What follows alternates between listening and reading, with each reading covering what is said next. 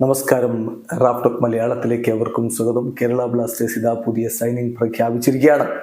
കഴിഞ്ഞ കുറച്ച് ദിവസങ്ങളായിട്ട് ബ്ലാസ്റ്റേഴ്സ് ആരാധകർ പ്രതീക്ഷിക്കുന്ന അനൗൺസ്മെന്റ് തന്നെയാണ്. അതെ, ലിഗ്മബാം രാഗേഷിനെ ബ്ലാസ്റ്റേഴ്സ് സൈൻ ചെയ്തിരിക്കുന്നു. ഒഫീഷ്യലായിട്ട് അക്കാര്യം പ്രഖ്യാപിച്ച് കഴിഞ്ഞിരിക്കുന്നു.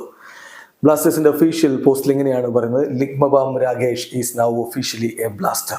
Hello army, let's give him a warm welcome in to the Blasters family എന്ന് പറഞ്ഞുകൊണ്ടാണ് എന്തായാലും ഇപ്പോൾ ബ്ലാസ്റ്റേഴ്സ് പോസ്റ്റ് ഇട്ടിരിക്കുന്നത്. 2027 വരെയാണ് താരത്തിന് ബ്ലാസ്റ്റേഴ്സ് കോൺട്രാക്ട് കൊടുത്തിരിക്കുന്നത്. 21-കാരനായ താരം പോയ സീസണിൽ നരോക്ക FC വേണ്ടി ടൈ ലീഗിലാണ് കളിച്ചുകൊണ്ടിരുന്നത്.